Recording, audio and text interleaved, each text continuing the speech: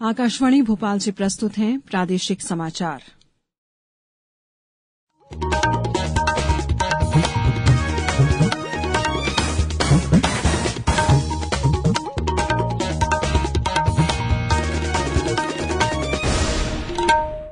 नमस्कार, समाचारों के साथ मैं शेख महजबीन अल्मास।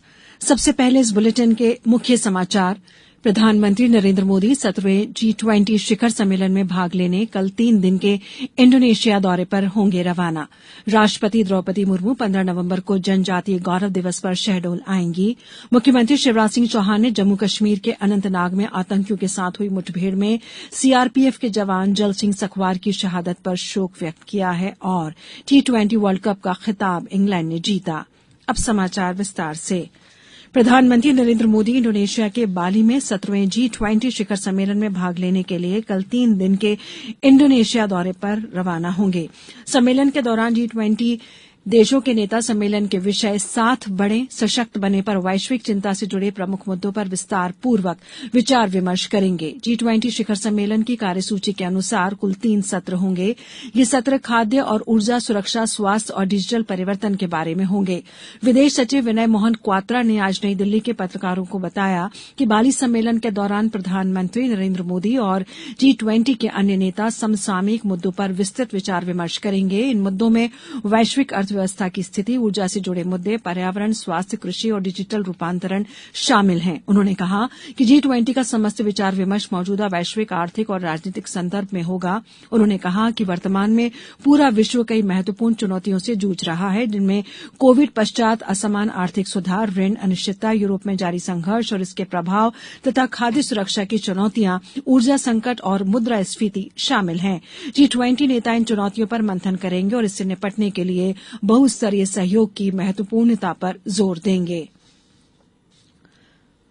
रक्षा मंत्री राजनाथ सिंह ने राष्ट्र को आश्वासन दिया है कि भारत पर बुरी नजर डालने वाले किसी को भी मुंहतोड़ जवाब देने के लिए सशस्त्र सेनाएं पूरी तरह से तैयार हैं। श्री सिंह ने आज हरियाणा के झज्जर में कहा कि प्रधानमंत्री नरेंद्र मोदी के नेतृत्व में सरकार का मुख्य ध्यान राष्ट्रीय हितों को सुरक्षित करना है। उन्होंने कहा कि सेना को अत्याधुनिक हथियारों से सुसज्जित किया जा रहा है और देश के भविष्य की चुनौतियों से निपटने के लिए स्वदेशी शस्त्र और साजो सामान निर्मित किया गया है।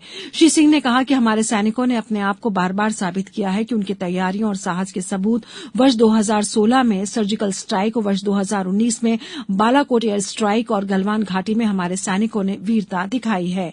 रक्षा मंत्री ने भारत की वैश्विक छवि बदलने के लिए प्रधानमंत्री की प्रशंसा की और कहा कि भारत सुनने वाले देश की जगह बोलने वाला देश बन गया है। भारत को पूरी दुनिया सुनने की इच्छुक है और उन्होंने कहा कि सरकार के प्रयासों से भारत पर अब शीर्ष 5 अर्थव्यवस्थाओं में शामिल है और जल्द ही वह शीर्ष 3 बड़ी अर्थव्यवस्थाओं में शामिल होगा।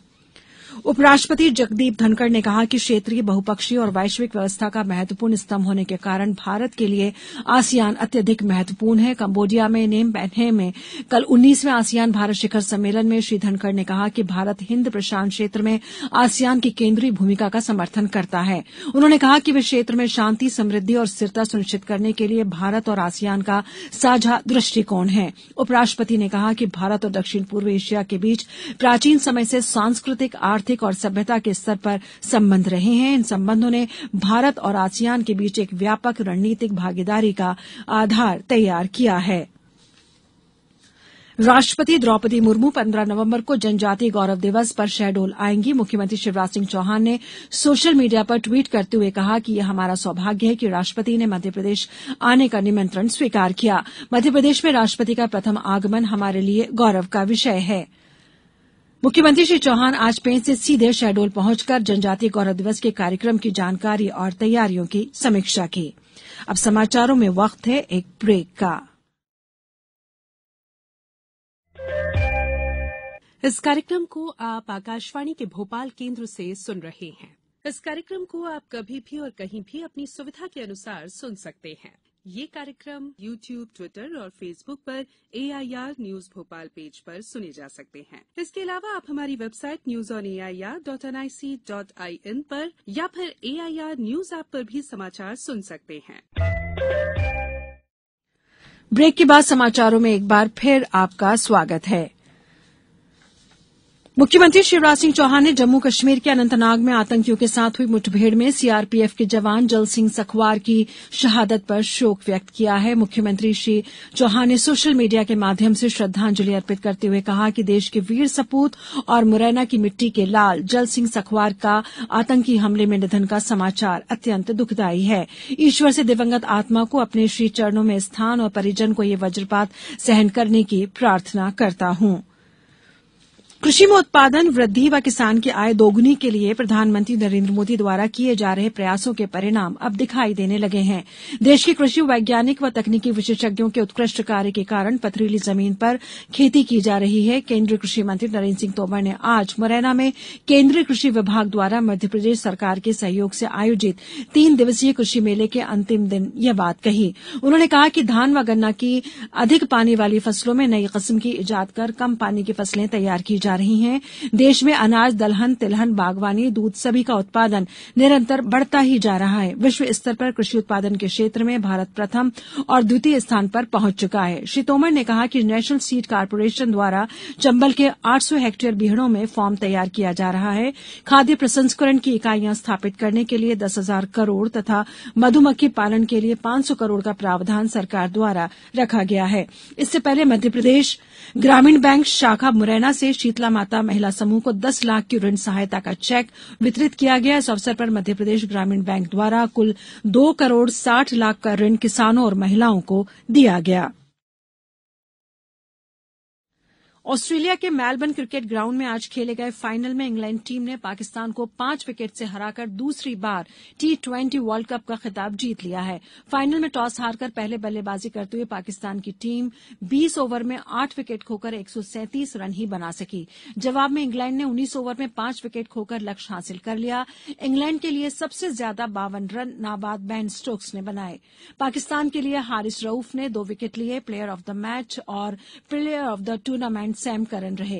इंग्लैंड के नाम इस समय वनडे वर्ल्ड कप खिताब भी है। पहली बार किसी टीम के पास एक साथ वनडे और T20 दोनों का वर्ल्ड टाइटल है। इंग्लैंड दूसरी बार वर्ल्ड चैंपियन बना है। 33वें राष्ट्रीय खेलकूद समारोह के अंतर्गत बैतूल में भारतीय शिक्षा संस्थान विद्या भारती द्वारा आयोजित राष्ट्रीय खेलकूद समारोह के दूसरे दिन आज अनेक रोचक मुकाबले देखने को मिले। 19 आयु वर्ग की बालिकाओं के मुकाबले में मध्यप्रदेश की टीम ने सभी क्षेत्र की टीमों को पराजित करते हुए फाइनल मैच जीता। 14 वर्ष आयु वर्ग के बालिका मुकाबलों में दक्षिण मध्य क्षेत्र ने उत्तर क्षेत्र को हराते हुए प्रथम स्थान प्राप्त किया। हैंडबॉल और रोप स्कीमिंग प्रतियोगिता के दूसरे दिन हैंडबॉल मैच में 19 वर्षीय आयु बालक वर्ग में पश्चिम उत्तर प्रदेश और उत्तर क्षेत्र के बीच हुआ, जिसमें पश्चिम उत्तर प्रदेश की टीम ने उत्कृष्ट खेल दिखाते हुए 23-19 के अंतर से जीत दर्ज की। अब कुछ समाचार संक्षेप में। राज्यपाल मंगूभाई पटेल ने जबलपुर में institute of engineers local centre Jabalpur के तत्वावधान में ग्रीन एनर्जी क्लीन एनर्जी विषय पर 2 दिवसीय राष्ट्रीय सेमिनार का वर्चुअल शुभारंभ किया। भोपाल के मध्यप्रदेश जनजातीय संग्रहालय द्वारा 8 से 16 वर्ष की आयु के बच्चों के भीतरी सामर्थ्य को जागृत करने के उद्देश्य से हर रविवार को खुद को पहचाने श्रृंखला की शुरुआत की। नर्मदापुरम में जिले में ठंड बढ़ गई है। जिले के पचमढ़ी में रात के तापमान में 3 से 5 डिग्री तक गिरावट दर्ज की गई। गुना जिले में अवैध उत्खनन मामले में वन विभाग द्वारा कार्रवाई कर एक पोकलेन मशीन जब्त की गई। नीमच जिले में नेशनल लोक अदालत में 17 खंडपीठों द्वारा लंबित 2744 प्रकरणों में से 370 प्रकरण निपटाए गए, जिससे 748 व्यक्ति लाभान्वित हुए। अंत में मुख्य समाचार एक बार फिर। प्रधानमंत्री नरेंद्र मोदी 17वें G20 शिखर सम्मेलन में भाग लेने कल 3 दिन के इंडोनेशिया दौरे पर होंगे रवाना।